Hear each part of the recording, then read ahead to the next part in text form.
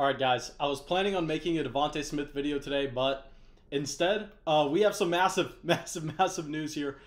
The Miami Dolphins make a trade with the San Francisco 49ers for the 49ers to move up to this third overall pick.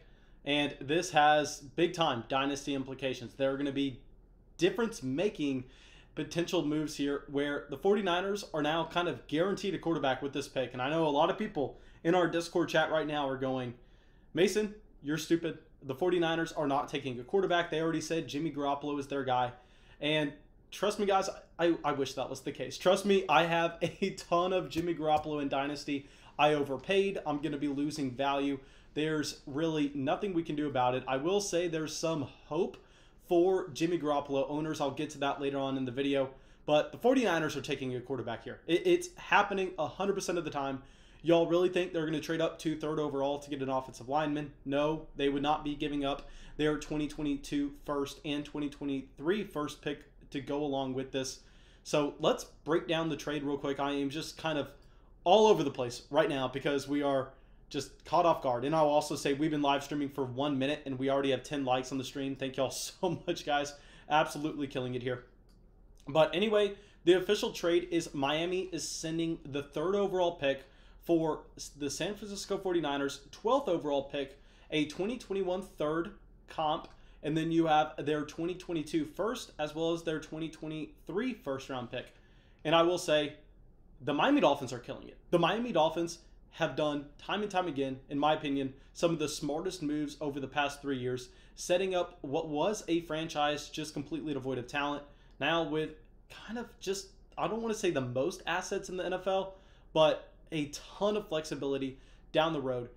And here, please let me know what y'all are thinking in the general chat. Let me know if y'all are thinking that the 49ers came anything close to winning this trade, because for the third overall pick, unless you are truly viewing a Justin Fields, a Trey Lance as a generational type talent, I don't understand how this is a fair price. I don't understand how moving back 9 picks and picking up 2 extra first round picks is the fair asking price. I assumed that at the very most, you would end up getting one of those first thrown in along with the third round pick in 2021.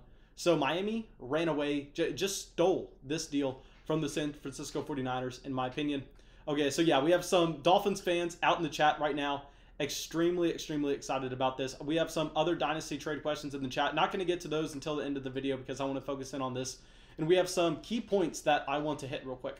Okay, so first off, let's talk about Jimmy Garoppolo. And this is going to be coming from a Jimmy Garoppolo owner in Dynasty. Like I said at the beginning of the video, I invested into him heavily. I viewed this as a quarterback that was kind of being underrated in Dynasty because of poor Super Bowl performance.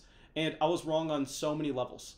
First, I will say that I was wrong with Jimmy Garoppolo in ever investing in a quarterback that did not have the guaranteed contract after a year out. And also, a reason I was wrong with investing into Jimmy Garoppolo is because we understand that he is also not a quarterback that possesses elite rushing potential. And if you were going to be investing into a quarterback heavily in Dynasty, if you're going to be having a quarterback on 20% or more of your Dynasty rosters, they either have to be extremely safe in the long term. I mean, look at Kirk Cousins 3 years ago when he first signed that 3-year guaranteed deal with the Minnesota Vikings. That's a fine investment because you know you're drafting that player in Superflex, and you know at the very minimum he's going to be a QB2 for you over the foreseeable future.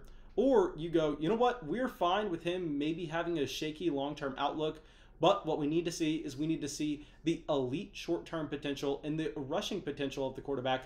Jimmy Garoppolo possessed neither. We still invested into him, and here we are just kind of holding the bag with a quarterback that even if he does go to a new team, we have to question what the upside is going to be. And obviously, he kind of has no floor at this point because despite what the 49ers are saying, he's not going to be the starter. There's no way. If you look at the contract, he pretty much has no guaranteed money.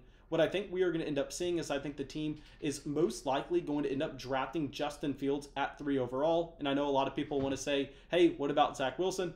Zach Wilson's probably going to go number 2 to the Jets, even with Corey Davis saying that Sam Darnold is their starter, even with everybody wanting to rally around Sam Darnold. When you get one of these top picks, when a franchise quarterback is available, you are taking that quarterback. You are not passing up on it. You're either taking it or you're trading back, just like the Miami Dolphins did to the 12th pick and 2 future first-round picks. So if you are one of the delusional Jimmy Garoppolo owners saying, hey, Jimmy Garoppolo is still going to be the starter in 2021, they're going to be spending this pick on an offensive lineman, you are wrong. I am sorry. You do not pay this price for that position.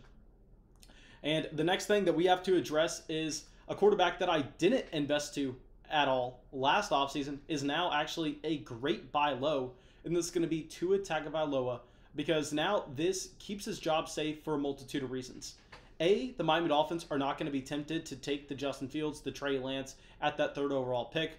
But more importantly, because I didn't think it was that likely for them to invest that pick into a quarterback to begin with, they are way less likely to trade for Deshaun Watson. I think this kind of means now that they are not going to be making a trade for Deshaun Watson, because it would have been significantly easier to send that 3rd overall pick to Houston, guaranteeing Houston their own franchise quarterback, where it's going to be a much less appealing trade package to be kind of packaging together the 12th pick as well as those future firsts that they got, because Houston's not going to get a QB in that range, and we understand that that is going to be the basis of the deal for whatever Houston is accepting. So Tua is extremely safe. Tua was a quarterback that I think maybe you can rationalize away his short-term troubles in his rookie season based on the fact that we really didn't even know if he was going to play as a rookie. I mean, that was a serious injury that he suffered. He ended up coming back his rookie year. Maybe it would have been just more beneficial for him to completely redshirt, similar to what Patrick Mahomes did behind Alex Smith, only playing 1 game in his rookie season. So Tua, I think we buy him low because A, I think he has the job security. B, he has the overall stink around him based on his poor rookie year performance. And C, the Miami Dolphins are doing everything correct. Now they go out, they invest into Will Fuller on a very team-friendly deal where they're really taking on no risk at all. Then you get the 12th pick. That's going to be in the range of a Devontae Smith. They're still possibly going to be able to get Devontae Smith there, especially with Devontae Smith trending in the wrong direction, not performing in any of the drills at his pro day, as well as coming in at a very bad size. So you can still see this team possibly go Devontae Smith, Jalen Waddle, reunite Tua with one of his former college wide receivers.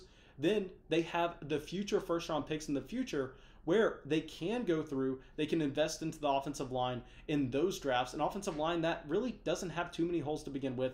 So Tua is going to be a dynasty buy for me here. And also what we need to be doing is we need to be looking at the 49ers skill positional players in George Kittle, Deebo Samuel, and Brandon Ayuk, and assuming they are all getting a bump up. Unless we have just say Trey Lance coming in. Trey Lance, if he goes to San Francisco, I will say he's probably going to be my 102 in Superflex if the 49ers take him with the 3rd overall pick, because we know Trey Lance has that elite rushing upside. And if he's going into a situation with George Kittle, Deebo Samuel, Brandon Ayuk, and Kyle Shanahan, I think that is going to be extremely, extremely exciting for whatever quarterback is falling in there. So please, guys, do not underestimate the skill positional group for this 49ers team.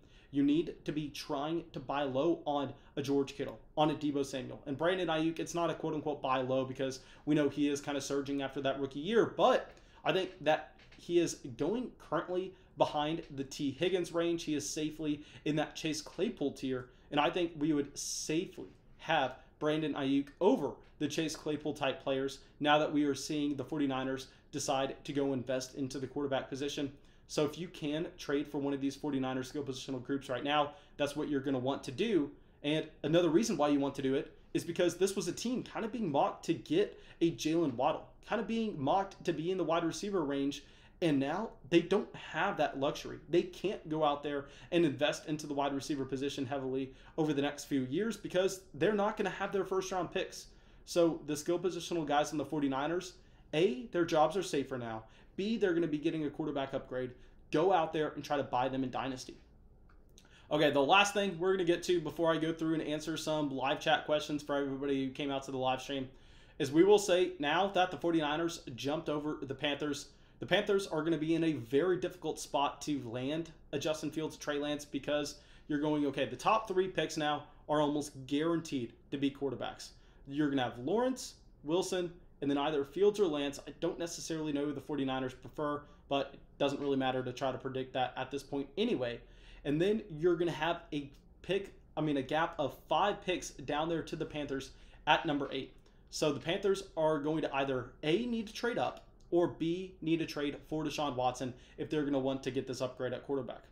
So what I'm going to be advising is maybe if you have a DJ Moore, a Robbie Anderson, players that I previously thought were fantastic buy low candidates, now maybe we just kind of take a step back. We wait a little bit to see if the Panthers are going to be able to make any moves, because it's going to be another poor year if Teddy Bridgewater is indeed the starting quarterback for the Carolina Panthers. Okay, so now let me slide over. Let me pull up the general chat questions, see if we have any questions. And of course, if I don't get to yours, I'm answering questions all day, every single day on Patreon. So if you want to support the channel, if you want our rookie rankings, if you want to get entered in a way to try to win a Flock jersey, I don't have it next to me, but I'll show you all the sample in another video. Make sure y'all go support the show on Patreon. But anyway, let's go through. Let's check the general chat. Looks like a lot of people are excited for the Dolphins. Michael says, Dolphins have killed it with the Tunsil trade, then this. Yes, oh my gosh, I wish I had this before we went live, but that third pick came from the Tunsil trade. I mean, if you go through and track what Laremy Tunsil ended up giving the Miami Dolphins, I mean, that may have been the best, series of trades that we have ever seen in the NFL. Okay, so JN says, Saints supposedly like the Westlake guy coming up as a late or undrafted. Okay, yeah, man, not going to focus in on that right now. Okay, so let's go through. PT saying this QB class is a little overrated and the 49ers might just have fallen for the hype. I don't think Fields is that guy. Only two that makes sense trading that assets for our T-Law and Wilson. Okay, I will say, guys, I know it can be fun for us to sit here and try to act like we are QB evaluators, but what I've talked about time and time again, mattering in Dynasty at the quarterback position, is not us trying to go out there and evaluate these quarterbacks. If you fall for the quote-unquote Dynasty analyst trying to give you their quarterback takes, trying to grade these rookie quarterbacks coming into the NFL, you're going to have a very low hit rate. What we would prefer to do is we prefer to make it very simple. We don't want to have our egos too high. We want to go, you know what? People get paid hundreds of thousands of dollars to evaluate these quarterbacks coming into the NFL. Scouts get it wrong about 50% of the time. Why do we think that some accountants just watching 20 minutes of film can do any better than those guys? Reality, they can't. So what we prefer instead is we prefer looking at quarterbacks that, if they get the starting job, are going to be successful in fantasy. And how can you tell that? And this is why we were drafting Jalen Hurts last offseason on the cheap. It's not because I sat here and grinded Oklahoma Sooners or Alabama Crimson Tide film. It's because we went, okay, he's in a situation where A, he has a clear path to being the starter, and B, he has that rushing upside that if he does become that starter, he can indeed be a top 10 quarterback because all the upside is there. So if we are evaluating any quarterback going into the 49ers situation, I don't want to sit here and say, hey, Justin Fields is going to be a Hall of Famer. Justin Fields is going to be a Pro Bowl level quarterback. That's not our jobs. Our jobs are to go, okay, if he's selected with the 3rd overall pick, he is going to end up getting an opportunity to start for, at the very minimum, 2 years. At the very minimum, probably 3 or 4. And to go along with that, his skill positional group is going to be George Kittle, Brandon Ayuk, Deebo Samuel, with Kyle Shanahan at his head coach. So we go, that's probably a top 5-6 situation in the entire NFL. And do they have the rushing upside? Are they going to be able to go out there and are they going to be able to pick up just say 30 rushing yards a game to go along with that 4 rushing touchdowns a year? And both Justin Fields and Trey Lance have that rushing upside. So they check every single one of our simple boxes to be a safe dynasty investment where they have the long-term job security, they have the short-term upside with their rushing potential, and they have the stable, nice situation that you can get excited about. It's the NFL talent evaluators' jobs to determine if they think these players are worth the top 3 picks. So please don't sit here and try to quote-unquote grind tape or listen to anybody else who's an accountant grinding tape in their free time and thinking that they know anything more than NFL talent evaluators when it comes to the quarterback position. Okay, so now let's go through, and Matthew is saying the second trade shows that they must really want Pitts, Chase, or Smith. Okay, so what second trade are you referring to? Okay, so let me see if there were any other trades that had happened right before we went live that I may have missed out on. I only saw the 49ers trade. Hopefully, I did not miss anything. Let's pull this up real quick, guys. Let me know if I am missing something. Okay, so Adam Schefter tweeted that the Miami Dolphins, just like I was saying, I wish we would have tracked this, ended up trading Laremy Tunsil for to Houston into 4 first-round picks and a third-round pick. That is absolutely fantastic. Okay, here, no, this is big news. I did not see this. I am very sorry, guys. Okay, so what ended up happening is the Miami Dolphins then traded the 12th overall pick, 123rd overall, and the 2022 first-round pick for the Philadelphia Eagles, number 6 and 156. So we just call it the 12th and a 2022 first for the number 6th overall pick. Okay, that is a big deal as well. Oh my gosh. So many things are happening right now. Okay, let's try to evaluate this. So if they made that pick, it looks like they were trying to move into the range where they can guarantee themselves one of those wide receivers in Jamar Chase, Devontae Smith, or a possible Kyle Pitts. But what I'm sitting here wondering is the Philadelphia Eagles, they're the team who needs one of those wide receivers. Maybe they're just kind of sitting in a range where they don't necessarily feel comfortable with their roster and saying, hey, we can try to get as many assets as possible right now. So that's an intriguing trade. Please let me know what y'all think of that. I did not even see that Eagles trade. And I will say the Eagles trading back from 6. Maybe that makes us a little bit more excited about Jalen Reagor. Maybe you go Jalen Reagor is a more solidified wide receiver 1 for the Philadelphia Eagles now that they're not in the range to go out there and select a Jamar Chase. Obviously, the Eagles probably weren't going to be taking Kyle Pitts with Dallas Goedert there. Okay, so Martin is saying, I swear if the Eagles pick up Mac Jones. I find that hard to believe at the 12th overall pick. I think Mac Jones is going to be going a little bit later than that. Okay, so that is insane, guys. I did not even see that Eagles trade. Okay, so Matthew is saying, I hope the Finns trade the 6th pick to the Panthers once they see the first 4 quarterbacks go off the board immediately. So maybe the Dolphins aren't done making moves. I just don't understand why the Philadelphia Eagles would make that trade unless they were just absolutely in love with the price, because it seemed like they were in a range where they definitely needed a player with that 6th overall pick that was going to be able to help Jalen Hurts.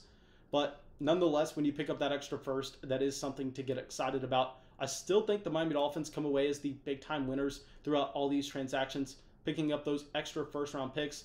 But still, let me know what y'all are thinking. Beach Balls is saying, as an Eagles fan, what a dumb move for them. Yeah, I don't understand what the Eagles are doing there. I mean, you would think that they want to get Chase, that they want to get Pitts, that they want to get Devontae Smith, but still.